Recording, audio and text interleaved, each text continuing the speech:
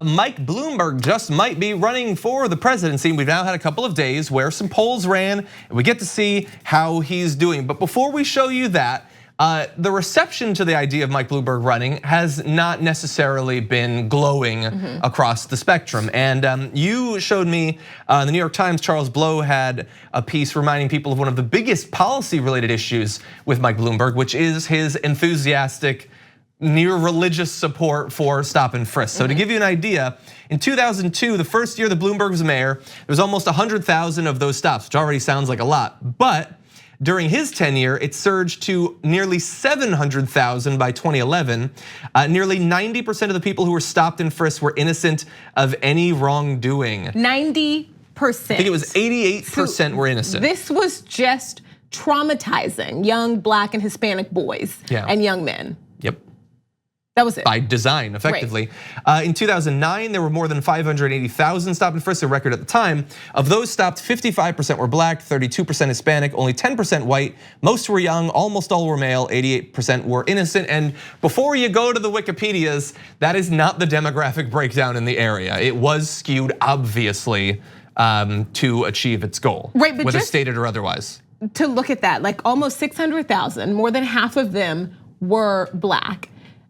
Looking at the population numbers in that area, I think Charles Blow also pointed out that out of Black men between the ages of, boys and men, excuse me, between the ages of, I think 13 and 34, there was something around 300,000. So put that number, it seems like every single Black person between the Black male between the ages of 13 and 34 was stopped. He said like on average, it's each person was stopped once a year, effectively. And it's like which is crazy. Idea that people, I don't think, realize how awful of an experience that is. Like think about just how frustrating it is going through the airport, which is such a privilege, and how when you have to get like a pat down, how shaken that is. And imagine just riding your bike home from school and a police officer pulling up, grabbing you, throwing you up against the wall, and then rubbing you down essentially. Yeah.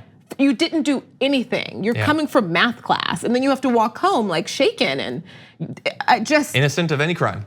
And then, even worse, they enter your name into a comprehensive police database. Even if you weren't accused of a crime, the state had to have destroyed that. So the state had to be like, oh, come on, you can't do that. The actual rate of them finding contraband of any kind or gun, a Columbia law professor, Jeffrey Fagan, said it's the same as it would be if you simply chose people by chance, which they did, except manipulated by racial animus, of course. Right. And yeah, so look, I get that it's in a Democratic area, and so a lot of people just forget that it happened. But imagine if Trump proposed this now. He did. We're gonna do this.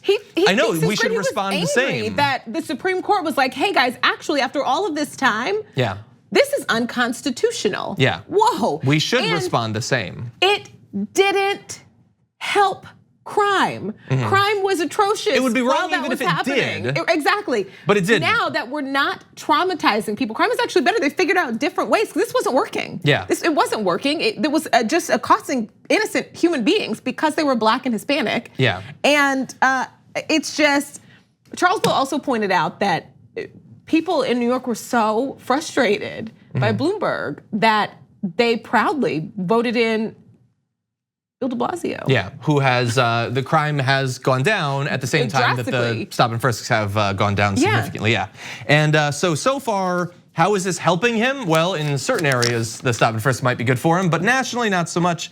He's at 4% if he were to be running, supposedly, which actually is better than some of the other candidates, shockingly, but not necessarily gonna shoot him into the top tier. Maybe his history plus $100 million in advertising. Maybe that will do it for him. But so far, and by the way, nearly 25% of likely primary voters view him unfavorably, the highest disapproval rating of everyone running.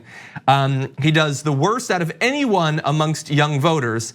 His best he does amongst those over 65 who are conservative, who I think should be the target audience of Democratic primaries, I think. I just can't conservative 80-year-olds. Being this rich and this out of touch? Bored. I can't imagine it, but I'd like to. So let's do a social experiment. My life would be so nice if I had that much money. You know what I would not be doing? Running for president? Right. Probably not. What? Yeah. I would be funding a political candidate that I believed in. The Rock. and laying at the pool. Yeah, okay? more so that probably Laying out at the pool. That's what I would do. Oh, I would be so comfortable. I wouldn't have a sore back at all. Anyway, so Bloomberg, have fun. It's probably not gonna last a very long time. You're gonna waste a ton of money that could be better spent. Why But the two of them, the two billionaires, give this money to a candidate? they're very bored, like you said. It's so unfair. Thank you for watching this clip from the Damage Report. For more content from the show and access to TYT Network members-only exclusives, go to tyt.com/Brooke. Wait, no, it's tyt.com/John. Go to tyt.com/John to sign up.